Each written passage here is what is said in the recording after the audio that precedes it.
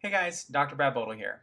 Now, it's no secret that I'm a big fan of low carb diets. But when I say that, it's a little bit misleading because, in my opinion, the more modern and processed diet relies too heavily on carbohydrates. And therefore, any nutritional approach that's looking to improve upon that is inherently low carb in comparison.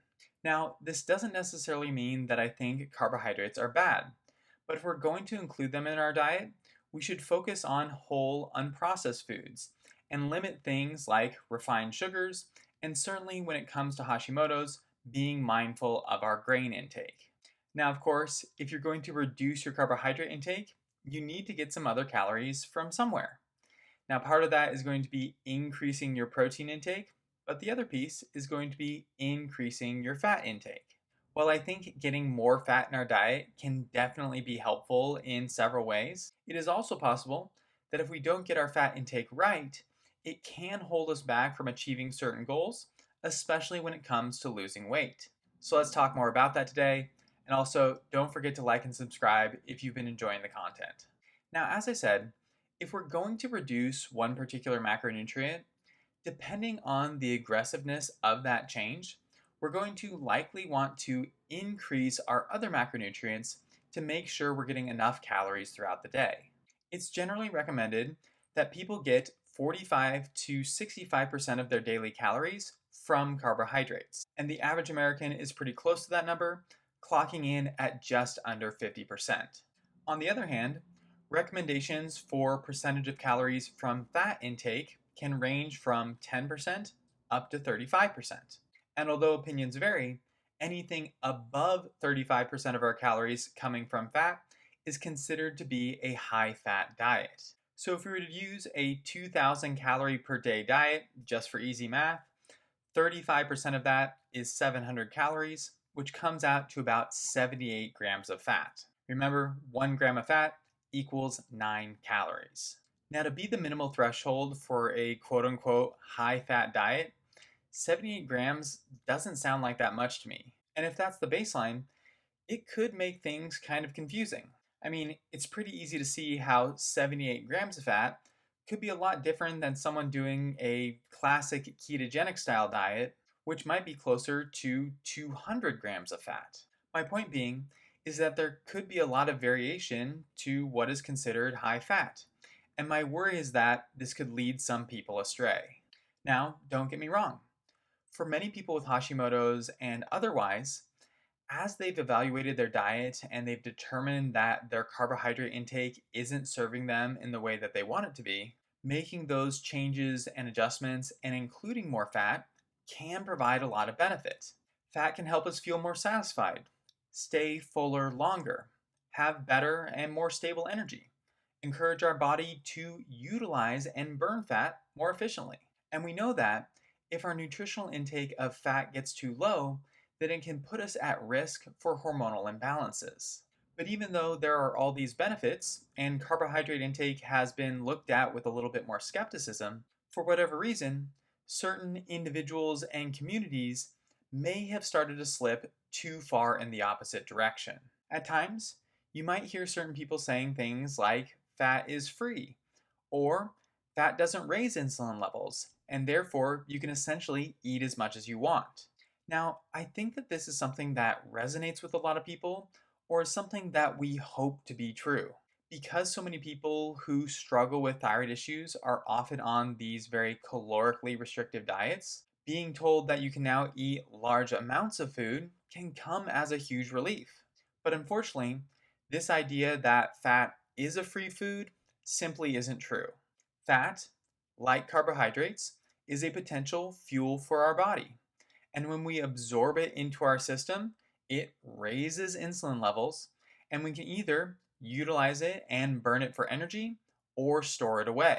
Sure, a little bit of fat might not be absorbed and it could pass through with our stool, but it isn't magic, and it certainly isn't free. Our body is efficient, and once it absorbs it, it's going to utilize it to the best of its ability. Now, I have had people say to me before, Dr. Brad, when I implemented my high fat diet, whatever that meant for that individual, I was able to eat way more, but I was still losing weight. And there can be some reasons why this might occur.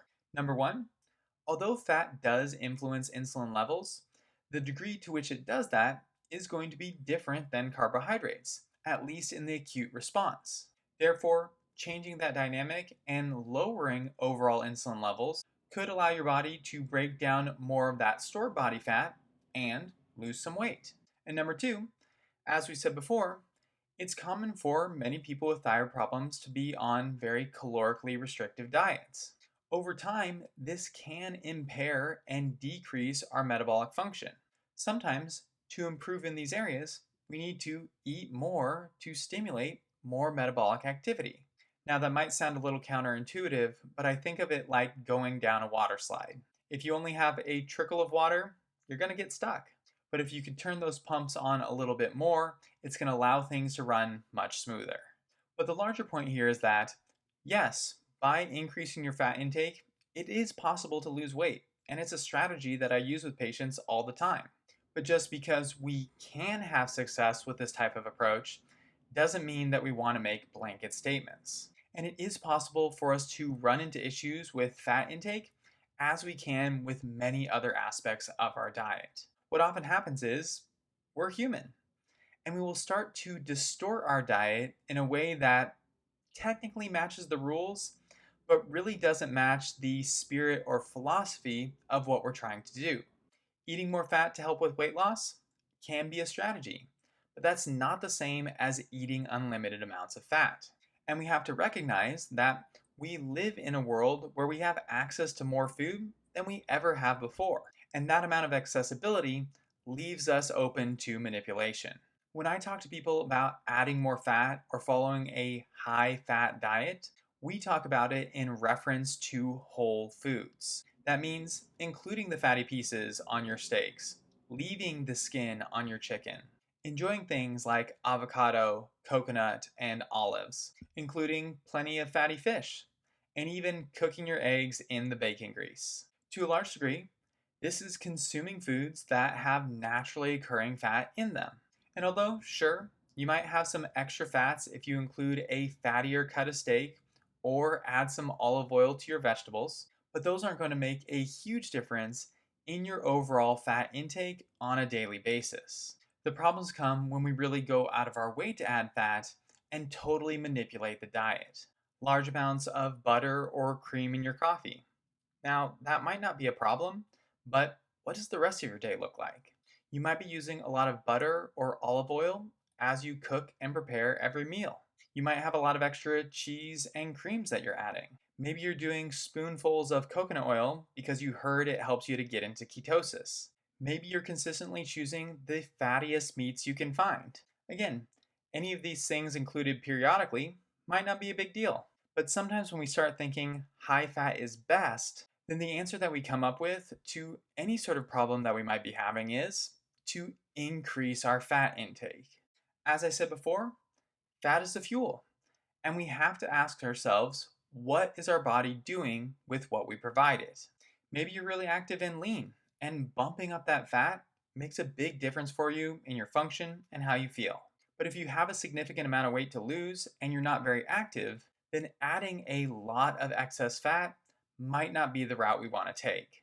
As a general rule, and depending on your body size, I think getting anywhere between 70 grams of fat and 130 grams of fat per day can be reasonable. And if it's helpful, you can play with the amount of carbohydrates that you're eating and the amount of fat that you're eating, titrating one up and the other down to see which mixture feels the best to you. Meanwhile, if we're going to support Hashimoto's recovery, protein also has to be a priority. Getting at least 100 grams of protein per day, or potentially up to 1.5 grams of protein per kilogram of ideal body weight, can give you an idea of where you need to be. Once that's been calculated, daily fat intake will generally be about the same as our protein intake in grams, if not slightly less. And this is where I'll make my final point. Sometimes I will tell patients who are on a high-fat diet but looking to lose weight that they need to moderate their fat intake. Again, if this is an area that they've had success, it can be a little bit foreign and maybe uncomfortable. But even if we're to modify our diet where our fat intake is less than our protein intake in grams, if you calculate it all out, you're still getting many more calories from fat than you are from protein. And when you break down the percentages, you're still in that high fat category. Now, there's nothing wrong with this, but perspective is important. And sometimes it can feel as though we're going away from what has made us successful, when in fact, we're really just looking to optimize. Remember, tracking these numbers can be useful to know where we're at, but they really don't mean anything. The thing that means the most to us is your response. Are you achieving the goals that you want to achieve? So, as I've said before, don't be beholden to the numbers. Instead, be beholden to the outcome and use the numbers to help you achieve that. And last thing here, keep in mind that whether your nutrition is high fat, low fat, or medium fat, I'm not necessarily advocating for any one of those. Yes, this video is here to help educate you and hopefully help you to think a little bit differently if you do feel stuck, but I just want you to have success. These videos are just a tool. Use them if you want to. But if you're doing something differently and it's already working for you, then there's nothing wrong with continuing to plug away. But if you do have thoughts on what's worked, what hasn't, what you liked about this video, or if you have any questions, make sure you leave them for me in the comments below. Also, if you're someone who needs more help and you're interested in working with me, you can start that process by emailing contact@seattlethyroidhelp.com, and once we hear from you, we can get you more information about my online course, Natural Hashimoto's Transformation. In the course, I help women with Hashimoto's who are exhausted, frustrated, not getting help from their doctors, and are overwhelmed by trying to do things on their own. In 8 modules, I'll teach you how to better understand your Hashimoto's and feel confident that you're making the right decisions when it comes to nutrition, supplements, and lifestyle changes. That way you can get your energy back, take control of your life again, and start feeling like yourself. Additionally, every week we have live question and answer sessions, as well as a Facebook group with a great supportive community. So if that's something that sounds like it might be right for you, make sure to reach out so we can find a time to chat and see if it's a good fit. But that's it for this one. Love you guys. Thank you for watching. Thank you for supporting the channel. If you can, please remember to like and subscribe. And if you're looking for more help, you can follow me on Instagram or Facebook. But my name is Dr. Bodle. I hope that you have a great rest of your week, and I'll see you in the next one.